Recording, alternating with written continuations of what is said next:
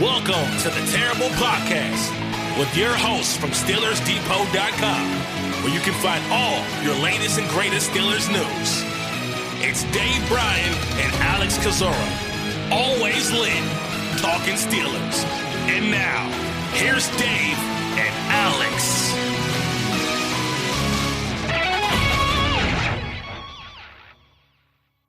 Welcome to the Terrible Podcast, Season 13, Episode 28. He's Dave Bryan. I'm Alex Kozora, SteelersDepot.com. Thanks for being back with us here for this Friday show. Dave, as we head into week number 4, as the Pittsburgh Steelers will play host to the New York Jets this Sunday at Acrisure Stadium, 1 o'clock p.m. Eastern Time. Kickoff a big game for both teams here, both teams sitting at 1-2, and no one wants to drop to 1-3. How you doing, Dave? Yeah. Nobody does want to drop to 1-3, 4 games into the season, especially the Steelers. When you look at the several games before the bye that we've talked about several times coming up after that, because you got to feel that probably not going to win all of those for sure after this game against the Jets. And look, this team's coming off of a long week right now, and have had a lot of time to lick their wounds and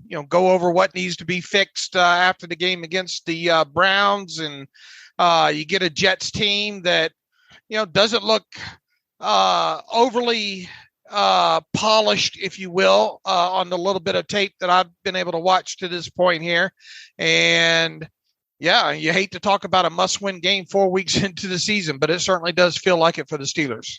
Definitely. So let's preview and talk about what's happened this week a little bit, starting with the Steelers injury report. And Mike Tomlin on Tuesday had some news that didn't feel incredibly encouraging, and we talked on Wednesday prior to the initial injury report, but things look a lot rosier right now over the last 2 days.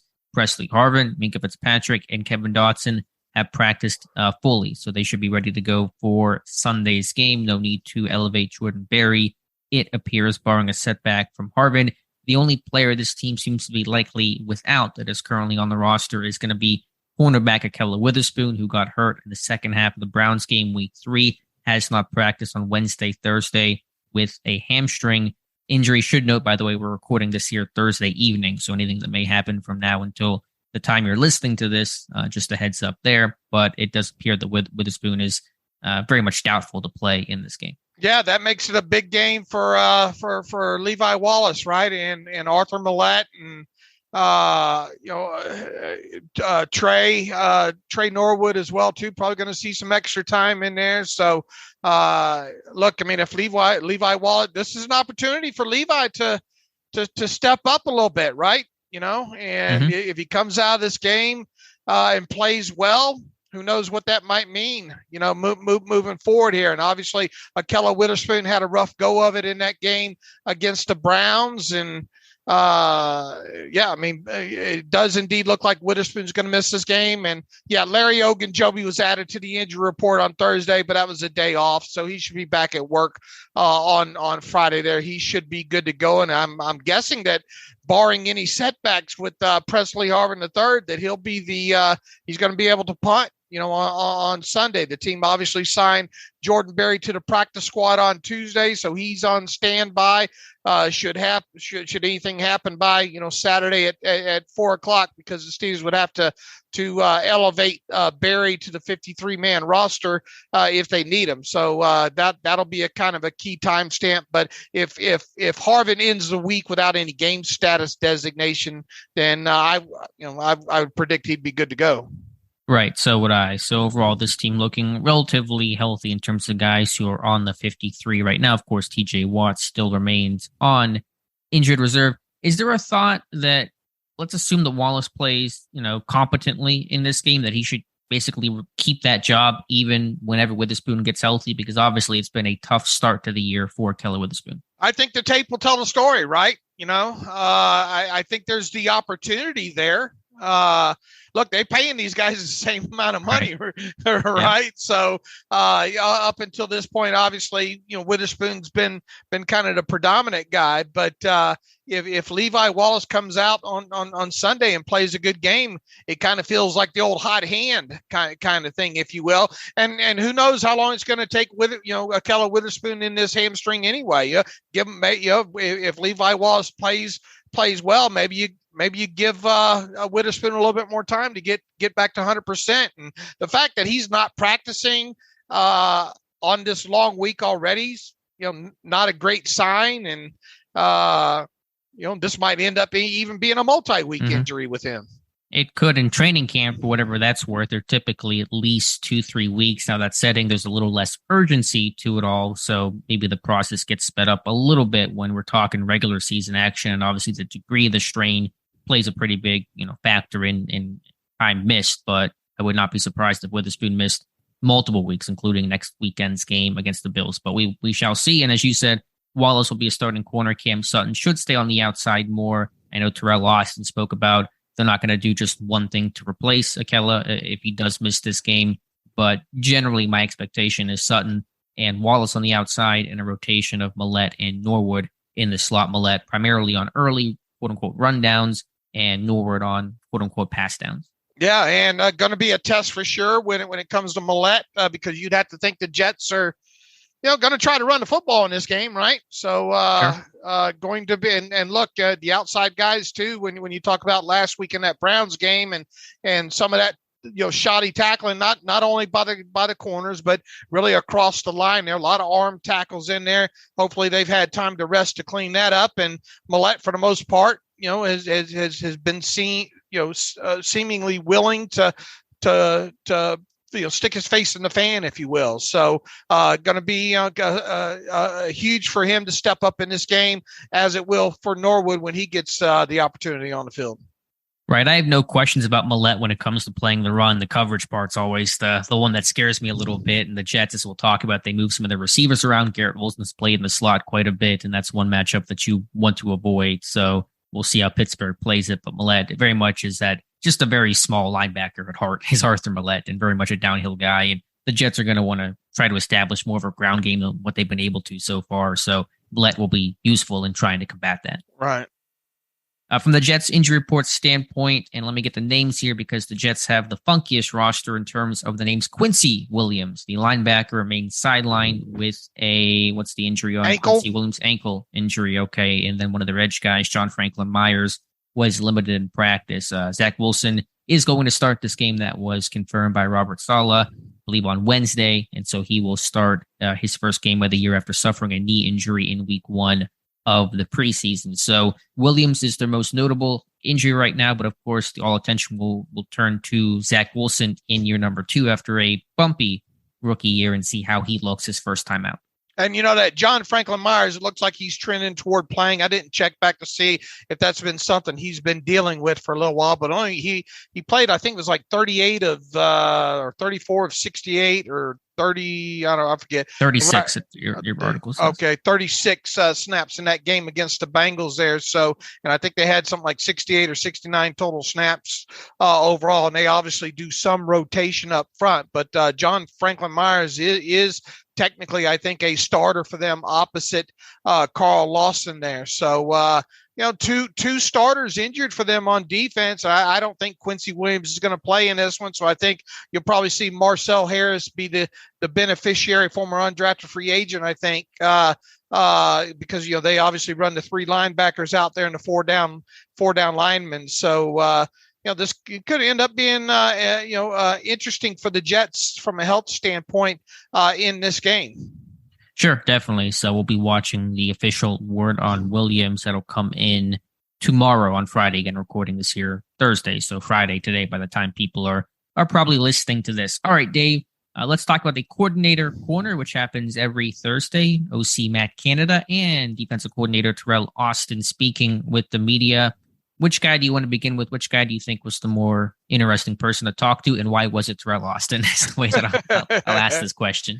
Yeah, it pretty much, I think, is Teryl Austin of the two. You're not going to get much out of Matt Canada these days. He had some praise for, I think, DeMarvin Leal on Thursday there, saying he's offered him up some splash so far, and He talked a little bit about how, they got to obviously be better against the run and those kind of things. I know you guys wrote about it while I was busy doing some stuff, but I mean, he talked about if Akella and you kind of already hinted on this, if Akella Witherspoon's unable to go, is it as simple as sliding Cam Sutton fully outside? And he says, I think we know what our rotation is. If we're lucky enough to have Akella back, we'll keep our normal rotation. If not, we'll probably move some guys around. We might slide some guys in and out using different combinations. Not exactly sure in terms of how that's going to break down on Sunday, he said, but I don't think it'll be, hey, this guy's going here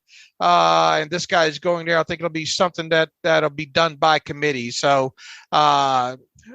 there you go. Going to have a little bit. It'd be interesting to see kind of the tinkering that they do within that. But the names that we mentioned should be the names that are involved there. It's just how they line them up and where. Is there any chance that James Pierre could get some outside corner snaps? If the idea, if we're taking Austin fully at his word about moving guys inside and outside, may hint at Sutton not playing strictly outside corner this weekend? I suppose it's possible, but man, Pierre hasn't seen a lot of playing time at all, has he? Since essentially being benched last year, 6-7 games into the season, however long it was there. So I suppose it's possible, especially if you want Cam Sutton playing in the slot, right?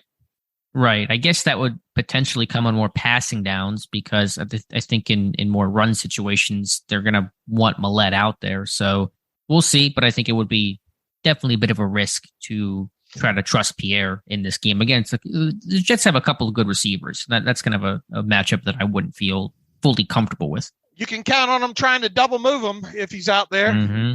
Play action for days. 1st and 10 play action. That is what you have to know about the New York Jets. That's when they want to take their shots. You mentioned Austin talking about DeMarvin Leal. Not the first time that Austin has praised Leal, but he said, responding to how has this team tried to adapt without TJ Watt, and he says, quote, I think that one thing it does, it's forced DeMarvin Leal into play, and I think he's flashed some really good stuff. He's kind of what we thought he was, a really active, really good football player that's just going to need to continue to grow and get some technique work and all the good stuff that most young guys do. But I think it's pressed him into maybe a little bit more action than we thought, and that's been a good thing. Generally agree with that assessment. It's a little bit like Loudermilk last year in the sense of that more mid-round pick, thought maybe more of a redshirt freshman type year for him in year number 1, and then injuries happen and it, forces these guys into action. Obviously, different body types and different styles and different reasons. But, Leal, he's a big ball of energy that doesn't really quite know what he's doing yet, but you like traits, and hopefully that all comes in time in terms of him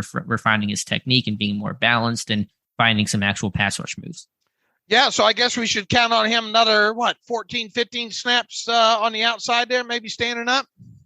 Well, it'll be interesting. In week 2, they ran a ton of that 3-3-5. They really did not use it against the Browns. They were staying really more in their base. They actually ran some 3-5 with 3 inside linebackers on the field. And so Leal's snap counts, I think, came down in that game some. So we'll see how they attack the Jets. I mean, the Jets are traditionally a bit more conventional offense in terms of going a bit heavier, and they want to run the ball. So I'm not really quite sure how it'll be used, but it's certainly one thing they can do to try to not rely on Jameer Jones or David Anini to play a lot of snaps in terms of the rotational edge depth and get a guy like Leal out there instead.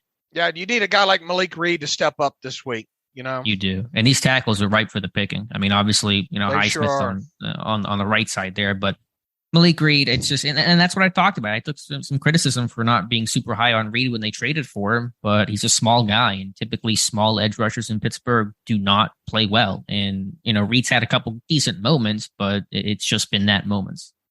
Right, and he does tend to get engulfed, like we said, right after he was, right after they traded for him, and he really hasn't flashed. He's drawn 1 or 2 holding penalties, I think, and he's had a couple of decent pass rushes, but he's obviously, I don't think he's gotten home yet, and the pressures are low, and of their offensive linemen that the Jets will line up out there this week, to be quite honest with you, I think the guy that at right tackle there, Max Mitchell, might be their best he's definitely going to be the better tackle of the two that's out there, because I think who's it going to be? Conor McGovern, I think, on the other side, that we already talked a little bit about. He's the one that came in for George Fant in that game and really didn't look overly good in the 20-something snaps that he played against the Bengals there. So, and then, I don't think much of Conor McGovern there at center. He was on the ground a couple times in that tape that I saw against the Bengals there. I guess that Vera Tucker's okay at right guard. We talked a little bit about Laken Tomlinson the other day on the show there, but I mean, pound for pound, as far as their tackles go, their right tackle, Max Mitchell, is the better, that they have right now. Lord, this team has had some issues at the tackle position already there. But if ever there was a week that you needed Malik Reed to step up, that this would definitely be it, especially if you can get them in those long situations, because I fully expect, because of the shape of this line, and because with Zach Wilson's first game back and all that, when they do pass, they're probably going to try to get that ball out quick. Sure.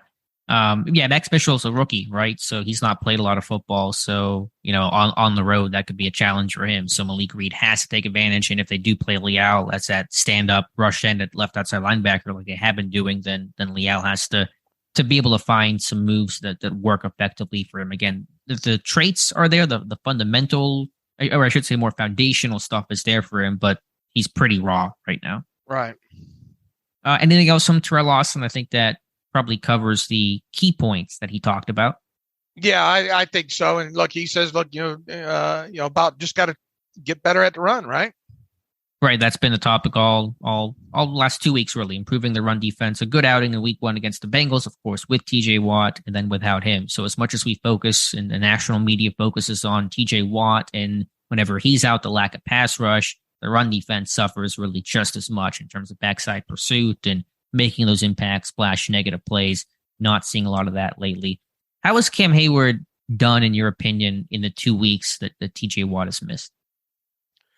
Well, he definitely didn't really show up on tape in that game against the Browns, right? So, right.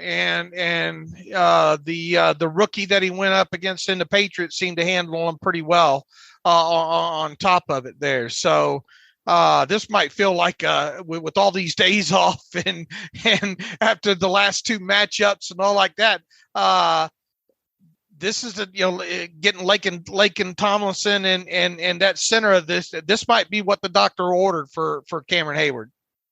Yeah, I think Tomlinson will be a good, an interesting matchup, because Hayward usually is able to take advantage of smaller guys and pull them back. Tomlinson's a really big, well-built, stout dude, and so we'll see how it looks, but I know it's been tough on Hayward, and he did make some run stops in that Browns game, but he's been pretty quiet overall. Mm-hmm. And as he talked about, he's got to step up. And I know that's asking a lot, but whenever your other stars are hurting, you need your healthy stars to step up and even elevate their game more. That's what stars are able to do that the average player may not be able to do. So looking for Hayward to do more, looking for this team to try to find more ways to get him more one-on-one rush opportunities, covering up the center more, some more inside linebacker blitzes, some more stunts. I saw probably more of that against the Browns than I did against the Patriots, probably as a response to Hayward being really quiet against New England. But this team's going to have to get really creative to give Hayward the matchups he was seeing before Watt got hurt. And then obviously, because not having Watt, because of the start that Alex Highsmith has had, because Cam Hayward's on that side with him, that's probably predominantly where the help's going to be, on that side. And shifts, a lot of shifts are going to go over to that side as well too. So big week for Alex Highsmith and Cam Hayward, because those guys are going to be asked to especially when it comes on passing downs to get after the quarterback over there. They're going to have to win some matchups there, and Montravius Adams in the center of that defense in the base unit there as well too. Maybe that's a guy we look for to have a big game here against that center. Yeah, I mean, Adams, his first start for Pittsburgh as of this year, replacing and switching out with Tyson Alualu. So certainly looking for him to do what he does best, which is getting upfield, getting penetration, being that more one-gap penetrator. Despite being a bigger body, he's not necessarily a two-gap plugger in that conventional sense of it. So we'll see what he looks like. And I love the story that Adam shared yesterday, saying whenever he got with his team last year after being poached off the Saints practice squad, his first game gets thrown into the fire, and he says, I don't know any of the plays. I don't know what's going on. And Cam Hayward helping him out quite a bit. And that's the intangible leadership stuff. We talked about leadership in terms of locker room and, projecting a level of calmness, but also on-field leadership in terms of playing traffic cop and getting guys lined up. I've watched Hayward do that this year with a new guy like Larry Ogunjobi, with a rookie like DeMarvin Leal. And so those are some of the little things that I haven't been able to capture on tape, but to hear Adams talk about that is pretty cool. I agree. And big week for him, especially as we talked about, they signed him to a 2-year contract, and it'd be nice for this team not to have to address that position, first 4 picks or whatever in this next draft here. So this is the opportunity now for Adams to step up as a starter and really become the guy in the middle there. Not that I want to make it much of a story, because it really isn't, although Twitter's running with it a bit today, probably because it's a pretty slow news day overall. But Melvin Ingram was named AFC Defensive Player of the Month over Alex Highsmith, and that's, of course, a little interesting based on the fact they were competing and teammates last year and trying to battle a little bit for that starting right outside linebacker job. Ingram thought he should get it. Pittsburgh obviously was going to go with Highsmith. So, I mean, I guess I don't have much of a question, but it's just the thought of, Did this team do anything wrong in the Ingram Highsmith situation? The guy wanted out, right? And we talked about that after the fact several times. And what was the communication not there? What his role is? Was he told that? You're going to come in and start? I mean, when you look at the snaps that he end up playing over in Kansas City, and really kind of the snaps that he's played to date in Miami, has not much different, right? It's not like he's on the field for 80% of the snaps, I don't think. Well, I think what happened was he saw the writing on the wall, because he was playing Ingram was a fair bit whenever Watt and Highsmith were hurt. And then that game, I believe it was the Seahawks game, where those guys were healthy. Highsmith and Watt were kind of back and ready to go. Ingram only played about a quarter of the snaps. And I think he felt like, okay, this is going to be the continuation of that, barring an injury. And so I don't want to be a quarter of a snap guy. I want to be at least 50%, which is where he's about roughly in Miami. So I think that was specifically more the issue. Well, even had you kept him all last season, he was still going to be an unrestricted free agent, right? Right. He wouldn't be here today. Right. So here, we can still go back and cry over I think the biggest thing there, maybe you're burying the lead, is you're trying to say that maybe Alex Highsmith got snubbed this week, right? I think so. I mean, if you look at the numbers, I'm a little biased, I guess, but NFL sack leader, he's got better tackles, more tackles for loss, more quarterback hits than Ingram. I think it's Ingram being part of the Miami Dolphins, and they're 3-0 and talking to town right now, and that probably helps. I mean, he's playing well. I think he's always played well and played better than the stats indicated last year in Pittsburgh, but I think the team resume has something to do with the award. Yeah, the shiny, right. the shiny 3-0. The writers, they like the shiny stuff. Right. Flash the tinsel, if you will. But dangle some keys in front of these guys. Yeah. Go crazy. Look, Alex Highsmith's played very, very well. I mean, he's really come along, and as we've kind of set this thing up, I mean, you going up against that tackle that he's going to be going up against on Sunday there. Now, assuming that ball don't come out every snap in 2.2 seconds, which is a possibility of that happening. But this sets up for Alex Highsmith to have another decent game. Yeah, I mean, again, the matchup is as good as he's seen. He's faced some decent left tackles and had success against Jonah Williams and Jedrick Wills. And the other thing with Highsmith is, he has 4.5 sacks, but all those sacks are high quality. Maybe not the half sack, but the other true, solo sacks, the 4 of them have been really high quality reps. They're not coverage sacks. They're not cleanup sacks. They're him winning one-on-one battles. And so that sack number always needs some context, but whenever you put the context to it, Highsmith looks really probably even better than what the number actually shows. Right, I agree. All right, let's flip over to Matt Canada, what did Matt Canada have to say? A question I always ask myself. He literally just said we have to score more points, which, A, what do you want the guy to say? Of course, they have to do that. That's their whole job. But B, we get that, Matt. We all know this team has to score more points. Right. I think the biggest takeaways was kind of his praise for Jaylen Warren so far. And I wrote about that on the site, and how, he's done, everything they've asked him to do pretty much when he's been on the field. They like his pass protection. And look, this guy's only touched the ball, 15 times or something like that, and played 50 something snaps and has 50 something total yards from scrimmage. I mean, it'd been nice to have that play back, right? The ineligible downfield, and Matt was kind of they wanted him to come out and say that that was wrongly officiated in there, and he didn't take the bait in that. But you could tell that he that's it. In so many words, that's how they want that play run. But is that a good answer? I mean, if that's going to draw a penalty, then you shouldn't want that play run the exact same way again, which is what he said he wanted. Right, and he said in so many words that that's exactly how they want that play run. So. Right. I guess he's saying that he thinks that was poorly officiated, if you will, as did Tomlin in so many words the other day. Right. I mean, it was close, I think. Or non-words, I guess. Right. The evidently with a little chuckle is what Tomlin gave. So I don't know. They are calling that a lot. The Bengals were called for that last week, actually on a shovel pass. So we'll see. But it's a little stubborn. I mean, you could at least just say, yeah, we'll tweak it and make sure it's run legally. And that's all you have to say. Not we're going to do the exact same thing again. Because if you do that, if that's being, truly to your word, you're going to get called for another penalty.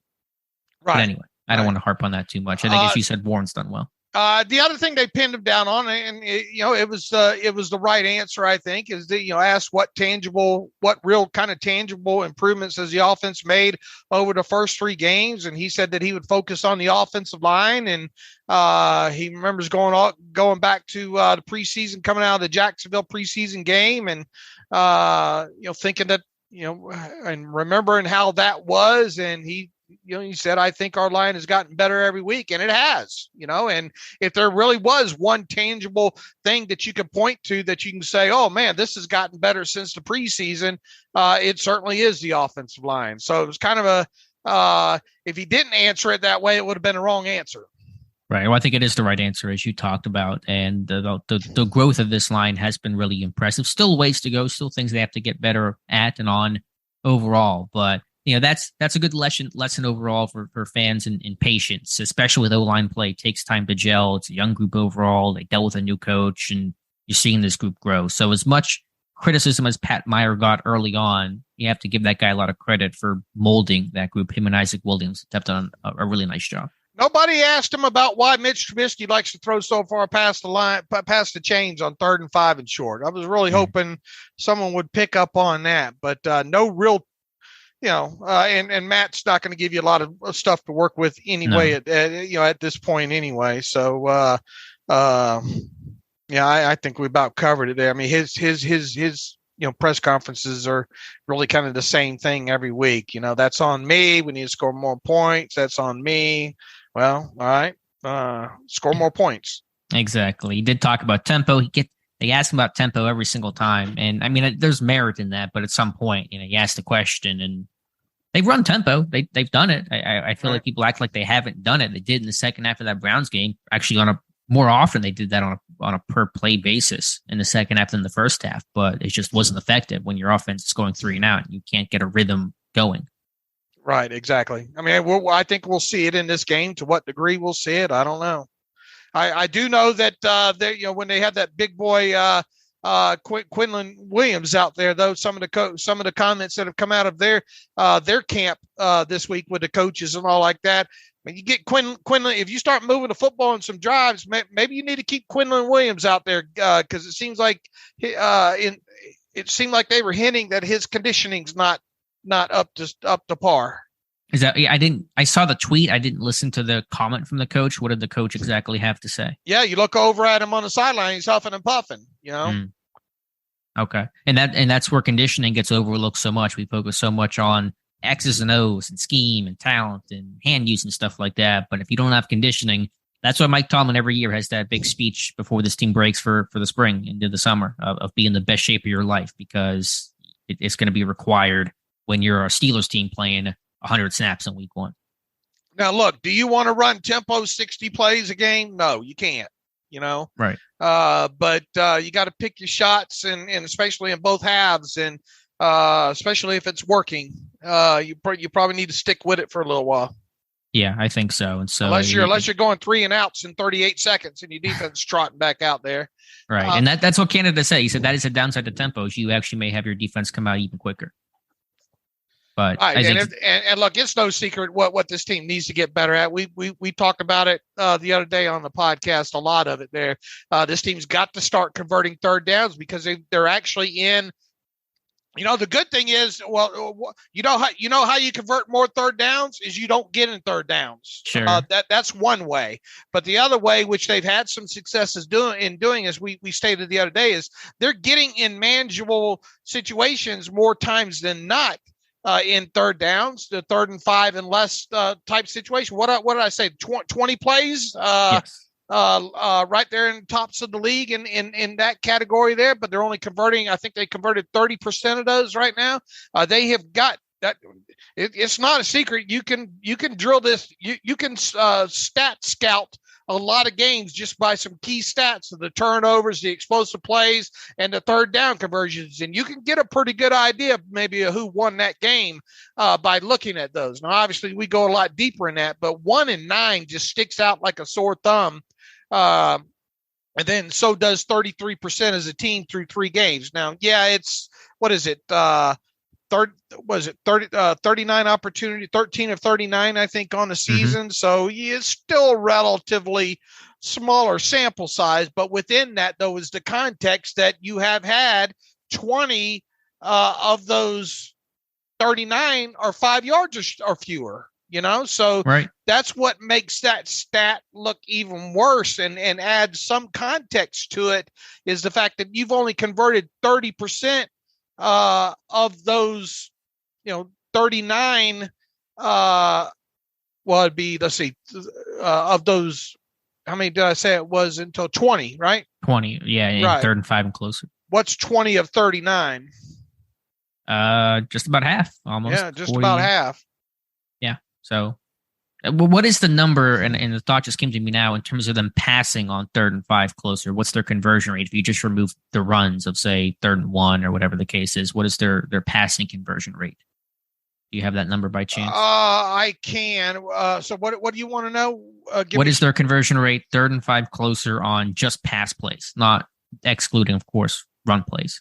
All right, so the conversion rate, let's see here. Let me sort this out real quick here. I had this pulled to the side. So 3rd down. It's bad, I'm sure. Oh, yeah. Let's see. That's the down, the distance, 5 or fewer. And on passing plays only, including a sack and you want the scramble in there? Yes. Let's see. It looks like 1, 2, 3, 4, 5, 6, 7. 7 look right. PFR, if I did this right, says they're 30%. So I don't know how many that would be. 7 of 1, 2, 3, 4, 5, 6, 7, 8, 9, 10, 11, 12, 13, 14, 15, 16, 17, 18, 19, 20, 21, 22, 23. 7 of 23. Okay, they may be including scrambles in there. The PFR is not, because I'm not able to sort that out. So I've got a sack in there too, and I've got a no play in there too. Do you? Okay, so I took that out. So 7 of 22, we'll call it, so 31.8%. So basically the same number, but still abysmal. Right, and I mean, you once again, you're getting in manageable situations. You need to convert those, and I'm not so sure that throwing more than 5. Whatever the number was I threw out there the other day, past the sticks is always the answer. Sure, there's going to be some opportunities, but I wouldn't be so upset if you have a couple of dump offs and at least give the guy an opportunity maybe to make the first down just a little bit short of the sticks. Obviously you don't want to make a living out of throwing short of the sticks, because then we'll start yelling, why don't he throw for the sticks more? Mm-hmm. But there was a narrative for the first couple of weeks that he always throws short of the chains and dumps it off on, that might be the case maybe on some other downs, but it's not happening on third downs. No, it's not. So the narratives do shift with the wind pretty much, but yeah, I just think it has to be schemed up better in terms of giving him some opportunities to throw a bit shorter, because if everything's covered, then he's taking just some one-on-one opportunities downfield down the sideline. That was pretty evident in the Browns game. So it's just a lot of things that have to be improved on. Nobody asked him about yak today and all like that. And that's something we talked about the other day as well, too. They have got to do a better job of getting the ball in players' hands, running with the football. They got to be able to let their playmakers make some plays more often here. Right, and that means not throwing everything to the sideline, because all the sideline throws, Deontay especially, I mean, his route tree is basically just comebacks and out routes and sight adjustments and things like that, and there's not a lot of yak even afforded to him in those situations. Right, and how about we start seeing maybe a little bit more mesh or whatever, or use them backs out of the backfield a little bit more. Lord knows you're going to see the Jets, I think, throw to their backs out of the backfield, at least according to the tape that I saw from the Bengals game. Yeah, Hall and Carter each have 13 receptions, so they're getting pretty involved there. We'll see how things look under Zach Wilson. That's probably a good time to segue to previewing this Jets game again Sunday, 1 o'clock Eastern time. Steelers versus Jets in Pittsburgh. Dave, who would you rather see in this game, Zach Wilson or Joe Flacco? I was asking myself that question. I don't know. Obviously, we're going to see Wilson, so it's kind of a moot point. But if you could wave a magic wand, who would you rather face in this game? I'd rather face Zach Wilson. I hope that don't come back to bite me. But okay. Flacco's the more experienced. I think obviously he's played the Steelers enough. I don't think the moment's too big for him. He's played in that stadium obviously before. He's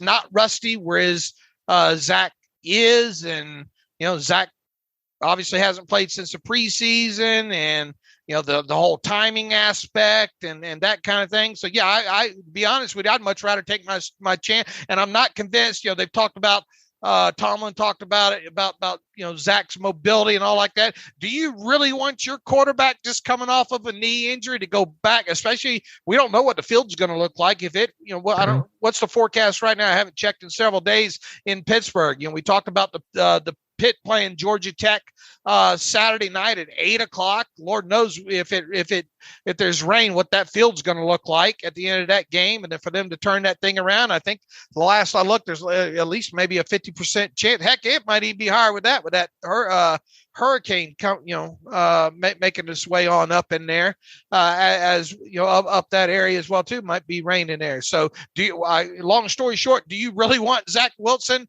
running around with the football a lot in this game? I wouldn't think you would. I think the concern would be not the design quarterback runs with Wilson, but whenever he just plays out of structure and just starts running around as self-preservation. That's kind of the nature of how he plays. He's a scrambling type of quarterback. But you're right. I just checked the forecast here. Saturday, all day rain. Sunday, all day rain. Okay. So that stadium, that field is going to look probably pretty muddy come 1 o'clock kickoff. Weather Depot. my best Joe DiNardo here for you guys. The Yins are get out there like Jim Cantori, Alex. Yeah, no, thank you. I will not be in a Cat 5 or Cat 4 hurricane getting hit by debris. But we love Jim Cantori. To the Jets offense overall, what scares you most? It's not been obviously the most impressive group, but I think it's a pretty creative looking offense that's trying to find its rhythm. Time in the pocket for a quarterback to hit an over route, for one. Yep. That's got my attention off of the tape. And spreading the Steelers out to get somebody up on a linebacker and maybe a back, even coming out of the backfield. That's something else that jumped out of the tape on me, is they are not afraid to even go empty and shift one of those backs out to the side. They're certainly not afraid to throw to them out of the back on some design stuff. I'm not just talking slip screens or that kind of stuff there. So, anything unlike an over route with a tight end or a wide receiver out of slot, if a quarterback has some time or the backside of the backfield needs a lot of attention. Yeah, in terms of the running backs, I think Breece Hall is probably the bigger weapon of the two, Michael Carter being the other. I know they threw a slant to Hall. I think it was against the Browns on third down that I think he dropped, but it's not just, as you said, screen stuff. It's more design routes, angle routes. Right. He's really good at that Texas angle route one-on-one against the linebacker. So I think they had that little, and it wasn't a great throw by Flacco early in that game against the Bengals, but they had him open over there in the out of the backfield, I think, early in that game against the Bengals, and Flacco threw that kind of behind. That should have been a good 15-yard gain. The wheel route, right? Yeah, right to Breece, I think. Mm-hmm.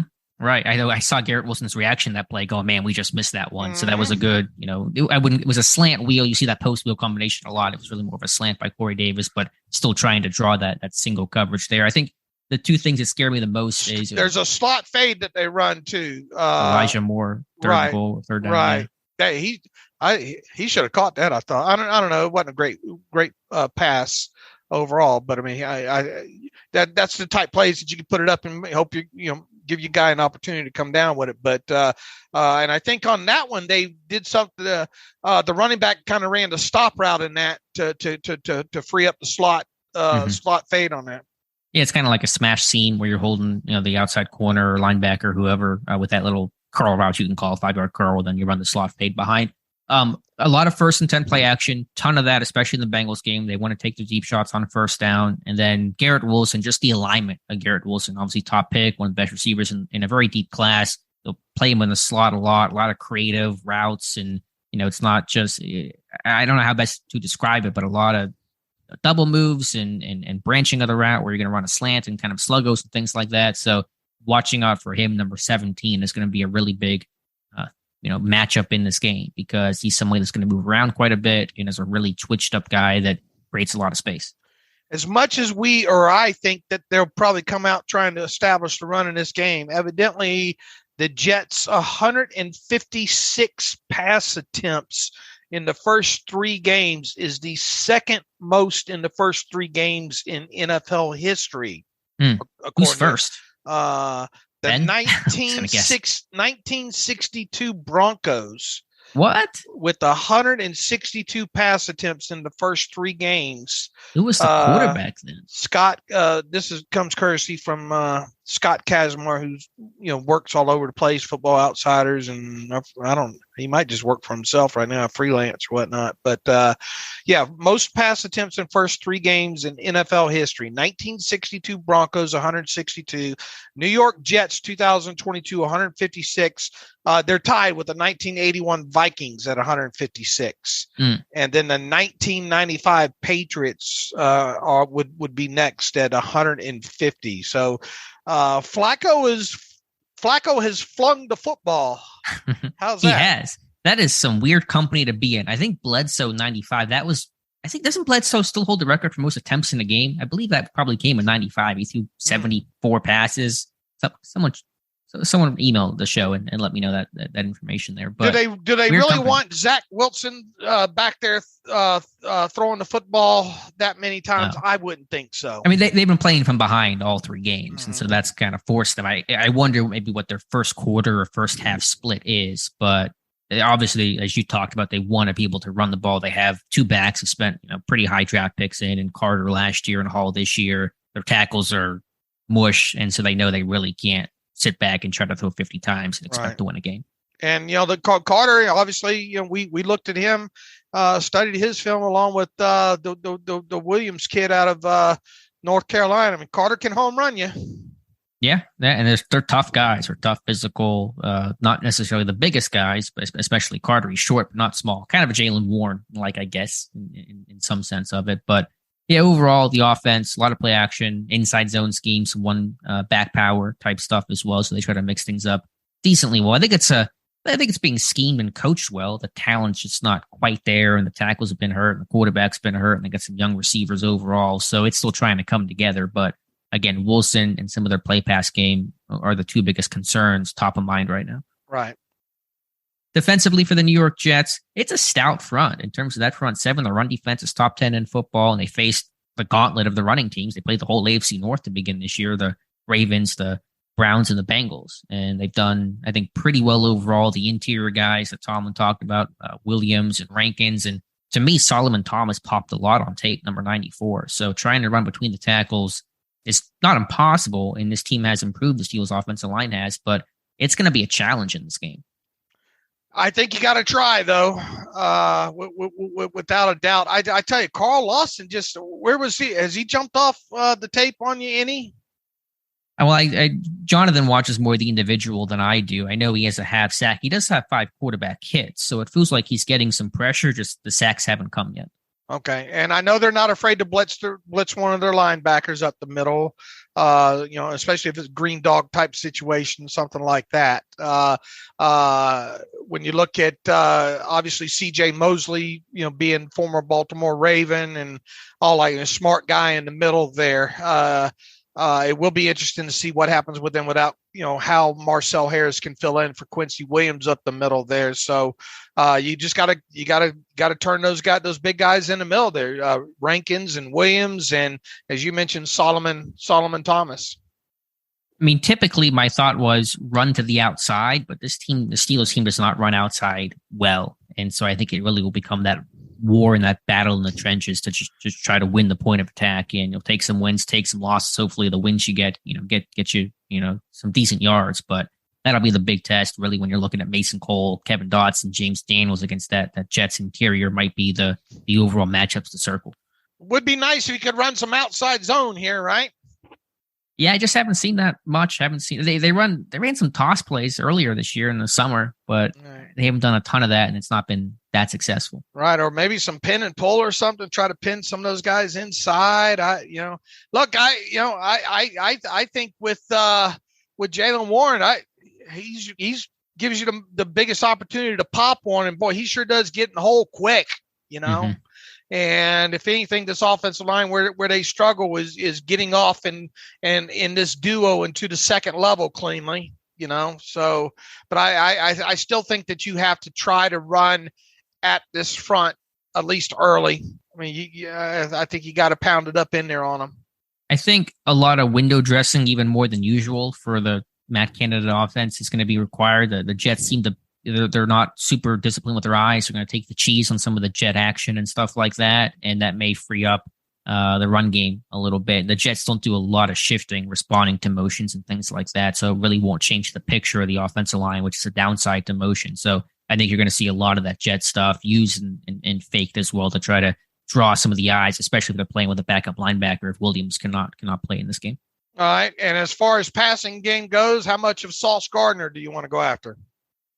I think you're going to have to at some point, but I think he's played well. I mean, I didn't watch him incredibly specifically. I don't know if you kind of really honed in on him, but the numbers overall look good, and I think they did a good job against Jamar Chase last weekend. Right. I think he did as well too. And over there, who's that smaller? I really think there's going to be some opportunities maybe to get singled up on a linebacker here. This would be maybe a good game to use Freiermuth quite a bit, or use one of those backs out of the backfield. Well, that's one thing the Jets try to do too, is they can try to get you singled up with one of them linebackers there. So this to me kind of screams, try to use maybe the middle of the field with Freiermuth or Claypool or one of these backs and get them singled up on one of these linebackers here, because I think that presents the bigger matchup. Who's the little smaller corner nickel that they have over there? I don't know names too well. Do you know the number by chance? I can look them up. Not number 4. I think it was more safety. DJ Reed? It might be DJ Reed. Maybe it was a 20 something number. Was it Eccles? It may be. Did Eccles play a lot? Right. Maybe it was 26 in Eccles, and he's banged up too. I think he's going to play, but how big is what's he? He's small. High? He's listed 5'10", 175. That has to be it there. Okay. So that might present a good matchup if you can get him singled up there. They got some hitters. I mean, DJ Reed's had some big pops in the flat, and you mentioned Eccles, LaMarcus Joyner. He's playing, right? He's not getting suspended for that hit he had on, I think it was Chase last weekend. He had a big hit on Chase. I haven't seen anything on that since the actual hit happened. Okay. Probably a big fine coming for him, but I doubt a suspension if nothing's been said yet. I think overall, the linebackers, they don't bite on play action. They're pretty disciplined with their run pass keys and high-low hat. They're a zone-based team overall, a lot of cover 4, a lot of cover 2. When they go pressure, they don't blitz a lot, but when they go pressure, it's always man pressure. It's always cover 1. They rarely go with any sort of zone pressure or something like that. So they do some sim pressure on third down to try to get everybody up to the line of scrimmage and mug up those A gaps and stuff like that, and either rush or drop out. But generally, they're a 4-man rush zone team, and then when they go pressure, it's man free. Well, if it's man free, man, try to rub them off.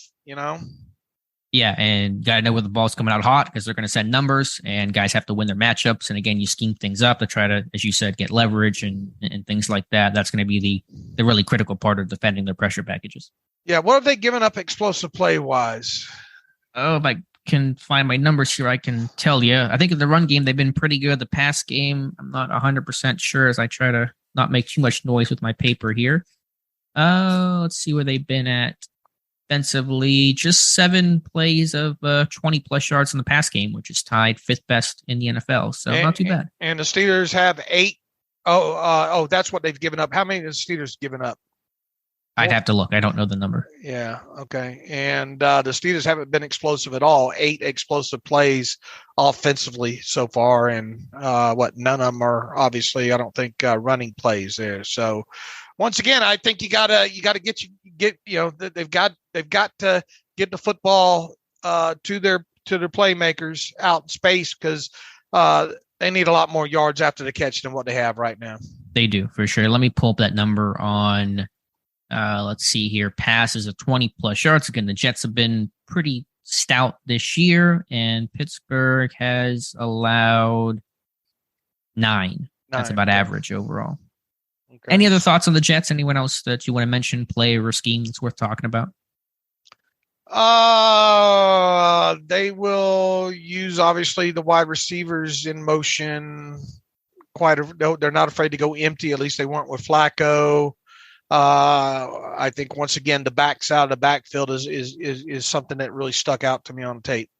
2 final thoughts on the Jets offense. It's a big group, maybe not the most talented, but they like big people up front. Even their center is big. They got big guards, and Derek Tucker was a tackle at USC, and Tomlinson's a really big dude overall. Mitchell's not an incredibly big dude, and so that's one thing to notice. He's kind of the emergency thrust into action guy. We talk about the receivers a lot, whether it's Garrett Wilson or Elijah Moore. Watch out for Braxton Berrios. He's using their jet run game a fair amount, 3 carries for 20 yards, had success against Cleveland. So they're going to do a lot of window dressing with him. And also against the Bengals, they ran a fake punt, right? Braden Mann, 17-yard completion to the right gunner on 4th and 2 from about midfield in the first quarter.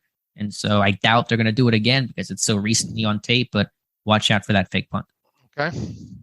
All right, Dave, I think that covers things pretty well before we make our picks for the Steelers game and for week 4 across the board. Let's hear from our friends over at MyBookie.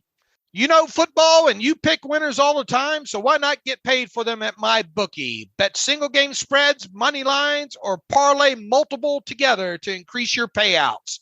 Low contest entry fees and over $500,000 to be won. Make it so you don't have to be a pro gambler to have fun at MyBookie. Getting started is easy. Just go to mybookie.ag. Use our promo code TERRIBLE. That's terrible. Promo code TERRIBLE in your first deposit to secure a double deposit bonus. That's promo code TERRIBLE to get your first deposit matched dollar for dollar, all the way up to $1,000. MyBookie is proven sports book that makes it simple to bet and win. So make this your winning season exclusively at MyBookie, mybookie.ag. And please, when you go there, if you're a first timer, use promo code TERRIBLE to take advantage of their double deposit bonus. They're up to $1,000, and that should take us on into the games this week, right? And we're starting off here tonight. That game is yet to get underway here. It's about to. So within that, the Dolphins at the Bengals. The Bengals are laying 4. Alex, I think you told me that you want the Dolphins plus the 4 with this, right? I do. I know their walkthrough was filmed, but they're going to be okay. And I think Mike McDaniels had a suspicion it was being filmed, apparently. That was a pretty good chess, not checkers move by him. I'm pretty interested on how the young Jedi does on a short week here. I think the Bengals might get out of their funk tonight. So I'm on the Bengals laying the 4 points there with them tonight. That ought to be a pretty good game. I know Tua was a little bit. Was he banged up? Was it really the back? I don't think it was the back. But anyway, it's going to be interesting to come see what comes out of that investigation. Next up on the docket, the Vikings at the Saints. Alex, the Saints at home +3 against the Vikings. Dalvin Cook in London, right? Dalvin Cook, good to go. Jameis Winston, a bit questionable. Give me the Vikings. Give me the Vikings. I'm with you. I'll lay the 3 points in that one. Tennessee Titans on the road against the Indianapolis Colts. The Colts are laying 3.5 at home against the Titans. Not a game I'll be watching. I'll go the Colts because the Titans are going to rely on their ground game, and the Colts' run defense has been the only really bright spot of that team. Grover Stewart's really been an underrated player in that middle, so they contain Derrick Henry, and the Colts find some traction offensively, win this game. I think the Titans might struggle to get some pass rush in this one as well, too. I'll take the Colts with you. I'll lay the 3.5. The Browns at the Atlanta Falcons. The Browns on the road, favored by 1 point in this one. Just 1 point. That's interesting. I'm going to go Browns pretty easily on this one. And Cordero Patterson may not play in this game either for Atlanta. I'm with you. Make this the stone cold lead pipe lock of the century of the week of the year here. Browns lay to 1 on the road against the Falcons. Jacksonville Jaguars on the road against the Eagles. This ought to be an interesting game. Eagles a big favorite in this one. 6.5 at home over the Jaguars. Didn't think many people would circle Eagles Jaguars week 4, but here we are. 38 points last week. Jacksonville put up on the Chargers. Man, this is a good one. I'm going to go the Eagles because I'm really high on them, obviously. And again, I thought they were going to be a good team entering this year, but this will be a really fun game. And it's the old revenge factor game for the Jaguars head coach, right? Yeah, Doug Peterson coming home. Sure. Yeah, I like the Eagles in this one to win, but give me the Jaguars plus the 6.5. I think this ends up right around the number here, and I'll need that 0.5 point. So give me the Jaguars plus 6.5. Washington Commanders on the road against the Dallas Cowboys. The Cowboys favored by 3 at home after the Cowboys coming off of a Monday night win against the Giants. I heard that teammates were teasing Micah Parsons. He didn't get a sack last week. I think he's going to be pretty mad about that. And Washington was sacked 9 times, I think, against Philadelphia. Cooper Rush doing well. Give me the Cowboys. No, I got a funny feeling about this. I think Washington upsets them on the road. So okay. I will take the Commanders plus the 3 points in this one. Seattle Seahawks on the road against the Detroit Lions. You'll be tuned in for this one, right, Alex? Detroit laying 4 at home against the Seahawks. Hey, that Lions offense, I think they're second in points per game, something crazy like that. Now, they're going to miss DeAndre Swift in this one, but I think they've had some injuries to St. Brown. But I'm going to go Lions in this one. Oh, that 4 points looks enticing, but I'll go with you on this. I'll take the Lions and lay the 4 points. And what should be a very entertaining game, Buffalo Bills on the road against the Baltimore Ravens. The Bills laying 3 after they coming off that smarting defeat at the hands of the Miami Dolphins. Yeah, this has to be game of the week. Is Gabe Davis going to play? Still don't know his status quite yet. This is a really tough one for me. What's the line on it? The Ravens put Michael Pierce on IR today. Right, biceps. What's the line? 3, Buffalo by 3 on the road against Baltimore. Man. Give me Buffalo, but it's really close. I'll take Buffalo and lay the 3 points. I won't even think twice about it. Los Angeles Chargers on the road against the Texans. The Chargers laying 5 on the road.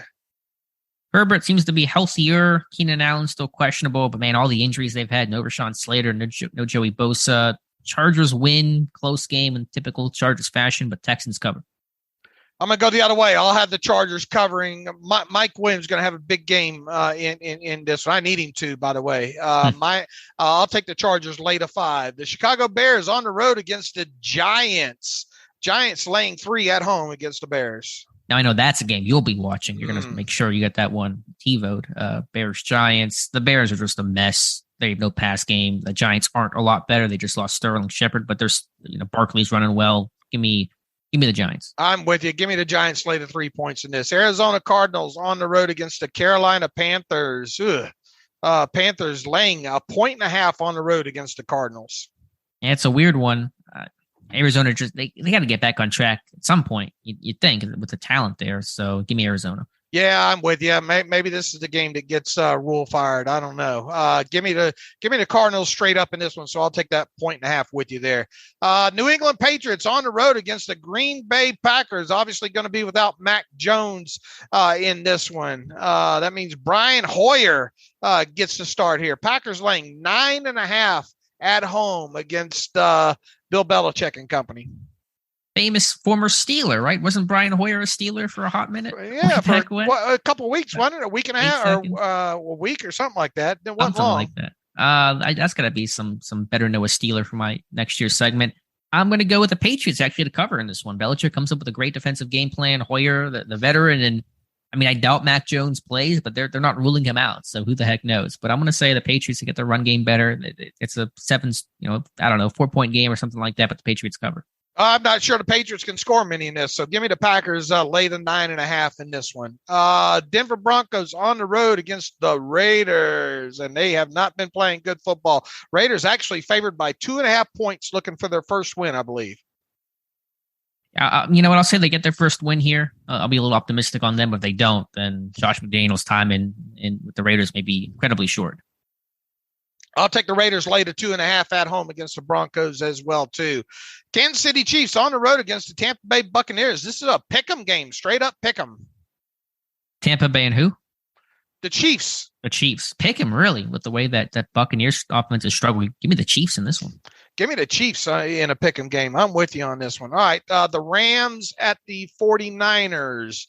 49ers laying 1.5 points at home against the Rams. Something I smell a rat there.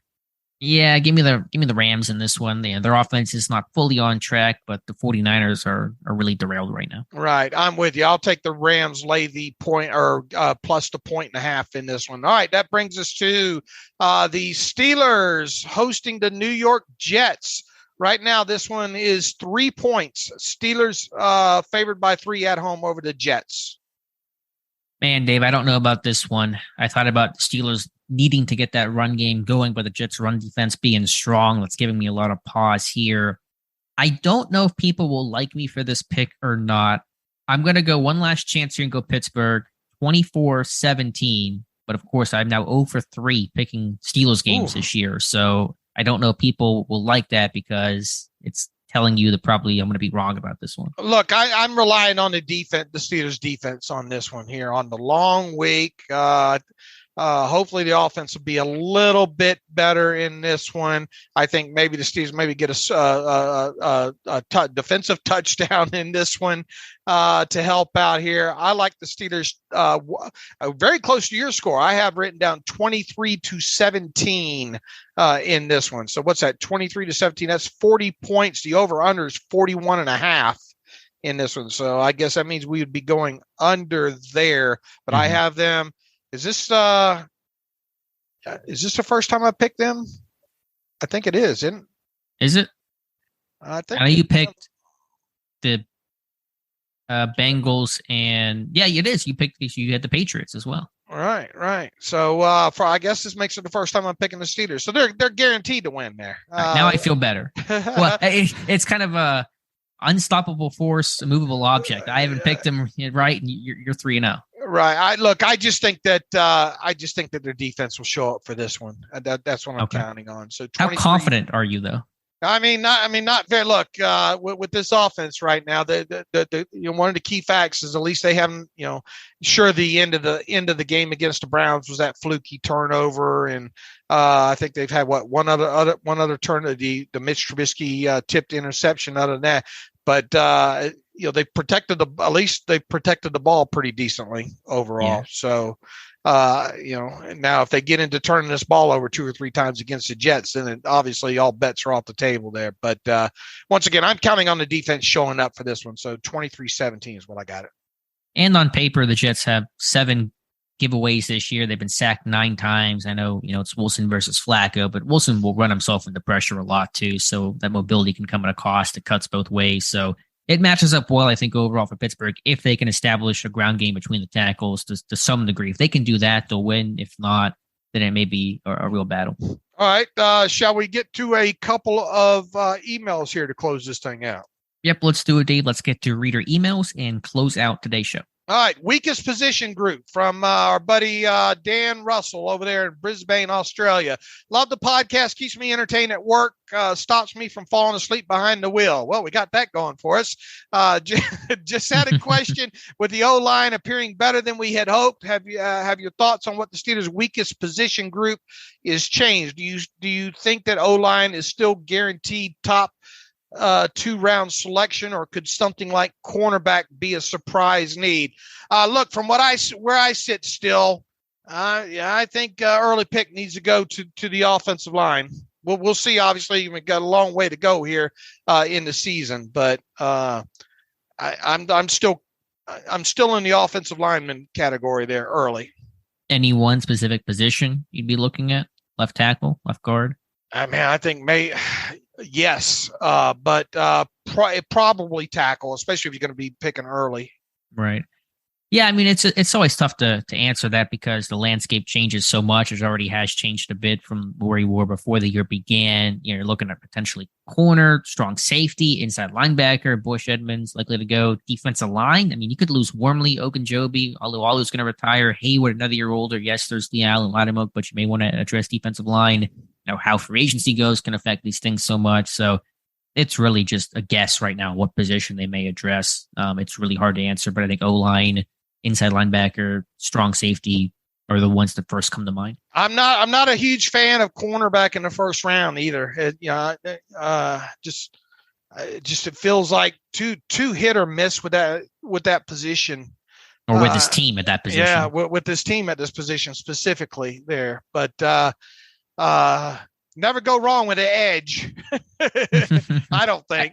I think they have to draft one earlier, maybe not first round, but third round roughly, to get some depth because this team has dealt the last 2 years, with a poor number 3 and how that hurts, their rotation and their overall pass rush. So it's been a problem. All right. Brett and I have a question about Alex comments about empty sets. As I heard it over the last 2 weeks, Alex essentially said that you can't run empty set on the Patriots because they mug the A gaps and blow up your protection. He said it was a mistake to try. This last week, he talked about how the Steelers are unable to stop empty sets of the Browns. This may sound simplistic, but why can't the Steelers do to the Browns what the Patriots do to the Steelers and vice versa? Why try to reinvent the wheel? It's a good question. It's not that they can't. I would say a couple things. Pittsburgh does not do a lot of that sim pressure that's pretty popular around the league. The Jets, I see that, pretty much on their tape, and the Patriots do that a ton with their rain blitz, where they're going to blitz the guy the opposite the way the center slides, and that's been really effective for them overall. I mean, when it comes to the Browns, their personality is rooted in big people, in 12 personnel, 13 personnel, multiple tight ends. That's why they go out there and they get a bunch of guys. They lock up Njoku and things like that. They draft him fairly high, Harrison Bryant, for example. So Pittsburgh's more of an 11 personnel team where empty's less effective overall because what the Browns do is they come out with their big people, say 12, 22 personnel. Teams go in base defense, then they spread the field and pick matchups apart one-on-one because they got more athletic guys out at tight end. It's harder to run that with Derek Watt than what the Browns are doing overall. So, it's a fair question, and I get what you're saying, and Pittsburgh could do it, but I would say their personalities, at least offensively, is less built to what the Browns are able to do with it on their offense. All right, let's move quickly along here I lost my space here. Justin Brisbane says, whenever Kenny finally gets the call, do you think it will come in the middle of a game via benching Mitch, or will the change be made during the week between games? Also, which way would you prefer he enter game action? Any advantage you think of to it either way? I haven't really given a lot of thought. To me, I mean, obviously, look, this could happen in a lot of different ways. It could be Mitch just having a bad game and then being out of a game, and then Kenny coming in that way. It could be Mitch getting injured. It could be in between weeks. I don't know that I have in my head one set way or one preferred way that it will happen. No. Putting injury aside, because that's, no one can control that. I think it'd be really surprising to see Pickett come in mid-game, even if things are bad overall. I think it's much more likely it happens, at the start of a week instead. I think it's probably the best thing for a rookie quarterback. I mean, you could argue, put a guy in. It's not time to think, just play. And that can be more helpful. But I think it's much more likely it's an in-week change as opposed to a mid-game type of change. All right, Bill Desco, Dave and Alex, thanks for all the great content on S&D, and the great insights you provide on the pod. Long-time listener, first-time emailer, Bill Desco. I seem to remember when the Steelers had success in the prime of Ben's career that much of his deep ball passes came on 2nd and 5 or less and not 3rd and 5 or less. Maybe this was an Arians or Haley thing, but it seemed to work well. Over the past 7 to 10 years, it seems to be that they like to take deep shots on 3rd down instead of 2nd. Don't you catch the defense on their heels more on 2nd and short when you have a run pass option than on 3rd down when you know you have to pass in most situations. Also, if you don't hit the deep pass on 2nd, you have another chance to get the 1st and keep the chains moving with a short out or screen. Just an observation, he says. Look forward to your thoughts, and thanks for all you do.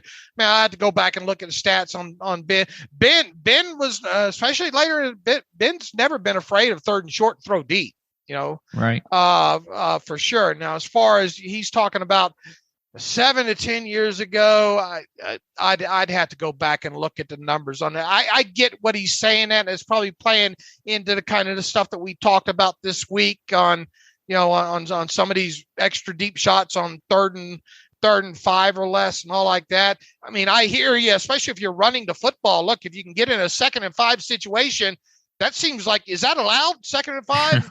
I mean, less? Pittsburgh's been there. Yeah. Well, I mean, they kind of been there, been working towards getting there.